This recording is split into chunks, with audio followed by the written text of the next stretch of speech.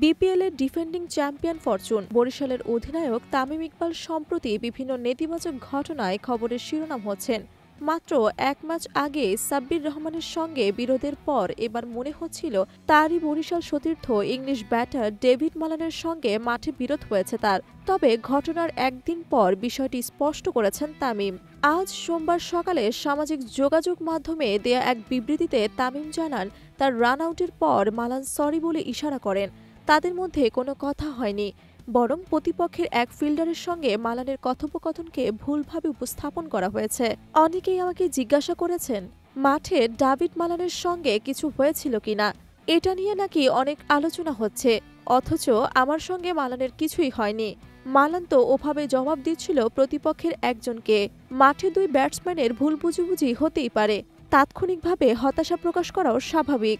আমি run out হওয়ার পর মালান হাতের ইশারায় সরি বলেছে।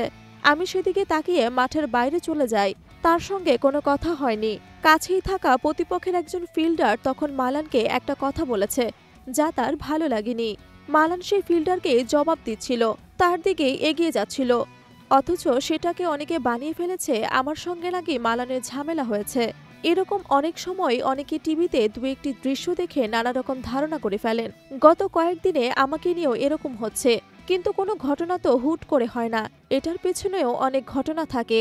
মাঠে এরকম অনেক কিছুই হয় যা টিভিতে পুরোপুরি ফুটে ওঠে না, এবং সেটাও উচিত নয়। কিন্তু টিভিতে দু একটি দৃশ্য দেখে চূড়ান্ত ধারণা নেওয়াও উচিত নয়। যাদের নিয়ে ঘটনা, যারা মাঠে থাকেন তারা সবকিছুই জানেন। আজকের উদাহরণ দিয়ে আবার বলছি, টিভিতে এক দুই ঝলক দেখে সিদ্ধান্তে পৌঁছে যাওয়া উচিত নয়। ধন্যবাদ সবাইকে। তবে এটি প্রথমবার নয়। সাম্প্রতিক সময়ে তামিম ইকবাল মাঠে প্রতিপক্ষ খেলোয়াড়দের সঙ্গে উত্তপ্ত পরিস্থিতিতে জড়িয়েছেন। ৯ জানুয়ারি ২০২৫ তারিখে রংপুর রাইডার্সের বিপক্ষে ম্যাচ শেষে ইংলিশ ব্যাটসম্যানের অ্যালেক্স হেলসের সঙ্গে তামিমের তর্ক হয়। ম্যাচ শেষে হাত মেলানোর সময় তামিম ও হেলসের মধ্যে উত্তপ্ত বাক্য বিনিময় হয়, যা নিয়ে পরবর্তীতে আলোচনা হয়।